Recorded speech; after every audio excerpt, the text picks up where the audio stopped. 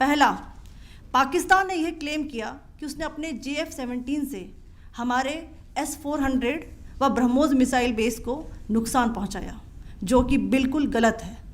दूसरा, उसका ये भी मिस इन्फॉर्मेशन कैंपेन था कि हमारी एयरफील्ड्स जो कि सिरसा, जम्मू, पठानकोट, बठिंडा, नलिया और भुज में हैं, ये उसका मिस इन्फॉर्मेशन भी बहुत गलत है।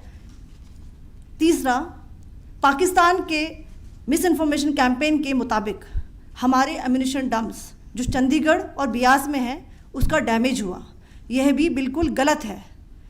हमने आपको मॉर्निंग ब्रीफिंग में बताया था विथ फैक्ट्स एंड फिगर के साथ कि ये सारी चीज़ें बिल्कुल सही सलामत हैं। अब मैं आपको बताना चाहती हूँ कि पाकिस्तान के एक प्रेस कॉन्फ्रेंस में ये बात की गई थी कि उनके सीनियर मिलिट्री ऑफिसर्स जो कि पूरी तरह से ये भ्रामक हैं और तथ्यों से दूर हैं कि पाकिस्तान की ओर से ये झूठा आरोप भी लगाया जा रहा है कि भारतीय सेना ने मस्जिदों को नुकसान पहुंचाया। मैं इससे बिल्कुल स्पष्ट करना चाहती हूं कि India is a secular nation और हमारी सेना भारत के कॉन्स्टिट्यूशनल वैल्यूज़ की एक बहुत प्यारी झलक है।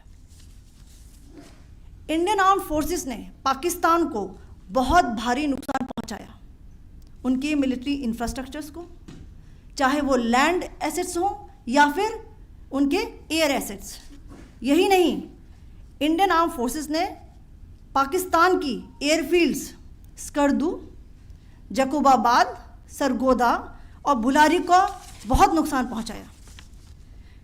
इसके अलावा पाकिस्तान के air defence system, radar system, उनको भी एयर स्पेस में अनटेनेबल किया।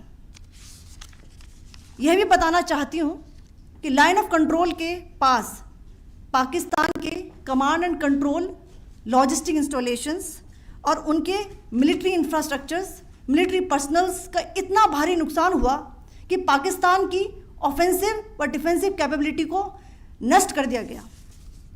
अंत में मैं फिर से ये बात दोहराना चाहूँगी, इंडियन आर्म फोर्सेस पूरी तरह से तैयार है, सतर्क है और भारत की संप्रभुता और अखंडता की रक्षा के लिए पूरी तरह से कमिटेड है। धन्यवाद। जय हिंद।